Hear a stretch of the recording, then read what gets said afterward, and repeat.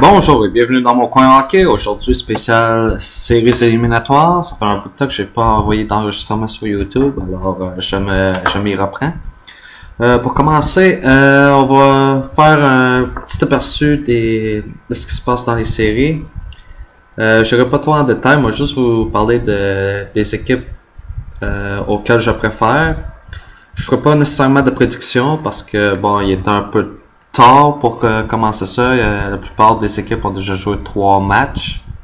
Alors, je vais juste vous parler des équipes que je préfère. Première série. On a affaire aux Penguins de Pittsburgh contre les Islanders de New York. Moi, je suis très content pour les Islanders d'avoir fait les séries. Ça faisait longtemps que les Islanders se cherchaient. Puis d'avoir un nouveau groupe de jeunes joueurs qui ont pu élever leur niveau de jeu d'un cran pour aider l'équipe à pouvoir participer aux séries, c'était superbe. Néanmoins, je donne l'avantage aux Penguins de Pittsburgh. En ce moment, les Penguins mènent 2-1 dans la série. Alors, pour les Islanders, lâchez pas. Faites ce que vous pouvez, puis rendez le spectacle intéressant. C'est super fun de vous voir en série. Pour les Penguins, avec toutes les upgrades qu'ils ont fait, avec les Iginla, Morrow, c'est sûr que les Penguins ont ce qu'il faut pour se rendre loin. Deuxièmement, les Canadiens contre les Sénateurs d'Ottawa, bon, je vous le cacherai pas, j'aime les deux équipes. Bien entendu, je préfère les Canadiens. En ce moment, Ottawa mène 2-1. Et lors du dernier match, les Sénateurs ont vraiment dominé la partie. Les Canadiens se sont fait passer pour un club des ligues mineures. Bon, je continue de préférer les Canadiens, mais si les Sénateurs l'emportent, je ne serai pas déçu. Et d'après moi, ça c'est le genre de série où c'est win-win pour tout le monde. Puis c'est surtout le fun de voir deux équipes canadiennes pouvoir participer à la première ronde des séries afin de faire revivre la rivalité entre les équipes canadiennes. Moi, je trouve ça super. Et bonne chance aux deux équipes. Troisièmement, les Capitals de Washington contre les Rangers de New York. Pardon. Les Rangers, je sais pas ce qu'ils ont cette année, mais il me semble qu'ils font dur. C'est une équipe qui a tellement de potentiel, qui a des joueurs de talent, ils ont été chercher des gros joueurs, mais pourtant, ils n'ont jamais été convaincants tout au long de la saison. Et là, en série, c'est actuellement 2-0 dans la série pour les Capitals de Washington. Et Ovechkin, depuis la deuxième moitié de la saison écourtée, est en feu. Et en série, les Capitals ont vraiment l'avantage et ont pris leur élan. Et ils vont être très difficiles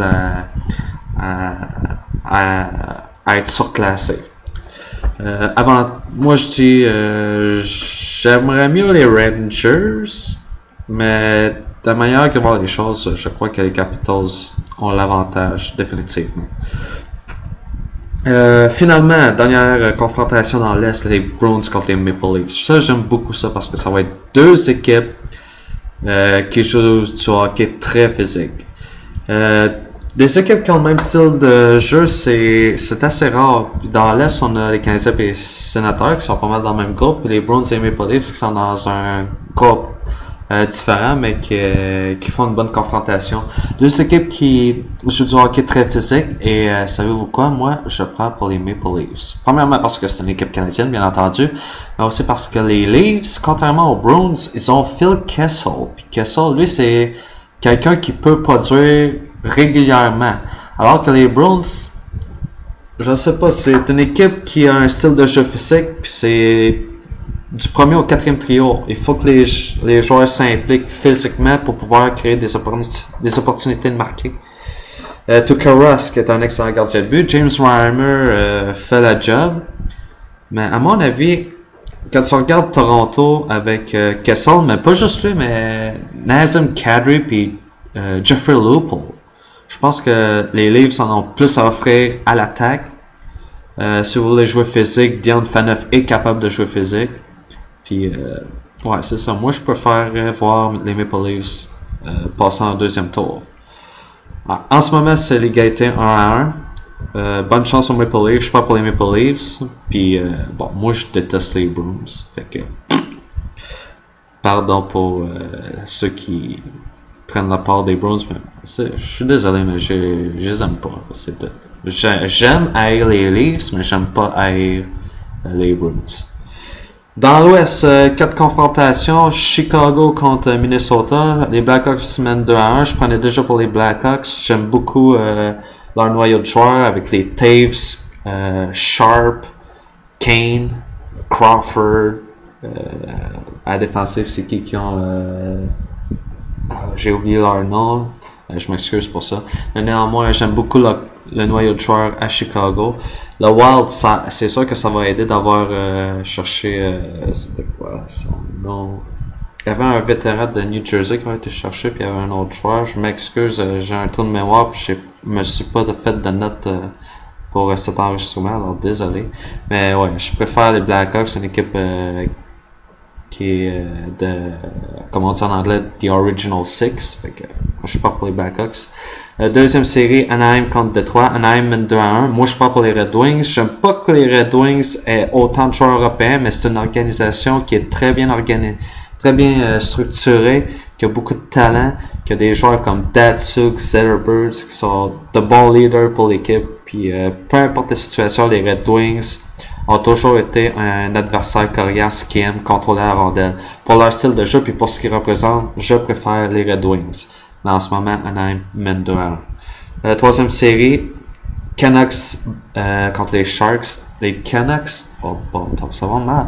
3-0 pour San Jose. Les Canucks ont fini troisième dans l'Ouest. Qu'est-ce qui se passe à Vancouver? Je sais pas. J'ai vécu un an à Vancouver, puis c'était l'année où ils se sont rendus en finale, puis qu'il y a eu la grosse émeute. Puis je peux vous dire, je voudrais pas être à Vancouver. Les gens veulent que l'équipe compétitionne, mais l'équipe ne fournit pas les résultats auxquels les gens s'attendent. Puis il y a tellement de pression dans cette ville-là, puis il y a du monde qui sont fous là-bas. Je m'excuse, mais c'est malheureux pour ce qui arrive pour la ville et pour l'organisation comme telle, parce qu'il y a tellement de potentiel, puis ça marche juste pas, cette valeur. À mon avis, d'ici 2 ans, les Canucks vont devoir commencer à songer à aller d'une autre direction et probablement reconstruire l'équipe, parce que l'équipe se fait vieillissante. Les joueurs ne rajeunissent pas. Le talent, il est là, c'est sûr. Mais prenons par exemple devant un net, le retour de Schneider, ça peut aider. Luongo, il est pas consistant. Il y a des hauts et il y a des bas. C'est comme participer à des montagnes russes. Cette valeur pour les Canucks, ils ont des bons joueurs. Je pense au Sedin, je pense à Kessler. C'est juste dommage, ça marche juste pas. L'équipe que je préfère, bien entendu, j'irai avec les Canucks, une équipe canadienne. Je les ai supportés pendant leur montée il y a quelques années quand ils sont rendus en finale. C'est dommage pour eux que tout ce qui arrive pour eux autres, parce que c'est une organisation qui est capable de réussir. Ils réussissent en saison régulière, mais quand vient le temps des séries, on dirait que tout lâche. C'est juste dommage. Finalement, les Blues contre les Kings. Moi, je préfère les Blues aux Kings. Pourquoi? Bon, les Kings ont remporté la Coupe Stanley, oui, c'est bon. Ils ont fini 5e cette année, c'est également bon. Ils ont beaucoup de joueurs qui ont pris part au championnat l'an passé, qui sont encore là. Il n'y a pas de problème avec les Kings. Il y a en masse de profondeur. Cependant, moi j'aime les Blues parce qu'ils ont un bon noyau de jeunes défenseurs, sans compter qu'ils ont Yaroslav Halak. Puis Halak, je l'ai toujours aimé. Depuis ses premiers temps à Montréal, c'est quelqu'un qui a démontré une éthique de travail excellente. Il avait une bonne attitude, puis il a toujours travaillé fort. Puis j'ai juste un flashback quand Carbonneau s'est amené comme coach à Montréal. Puis il y a Gainé qui a décidé, Price, il a remporté la Coupe Calder, puis là je veux qu'il fasse la saison. Puis Carbonneau avait été dire aux médias, regarde là, moi je veux gagner aujourd'hui, je veux gagner cette année, puis ça me prend Halak, ça me prend pas Price. Price aurait dû passer plus de temps dans les mineurs pour se développer, pour apprendre à jouer comme un professionnel. Halak, il avait déjà fait son temps, puis il s'est fait mettre de côté par le directeur général. Malgré tout, Halak a continué de persévérer puis est devenu un gardien de but établi qui a sa place à Saint-Louis comme numéro 1 puis il fait un travail remarquable. Alors, pour ça, pour les jeunes joueurs qu'il y a à Saint-Louis puis aussi pour David Perron, un beau petit Québécois, ben, je préfère les Blues. Alors, bonne chance à tout le monde pour les séries. J'espère que vos pools de séries, ça va bien. Moi, je suis en retard, je suis désolé. Problème avec déménagement et l'Internet. Mais néanmoins, j'essaie de me garder au contact. Et bien entendu, je m'amuse à regarder ce qui se passe dans les faits saillants.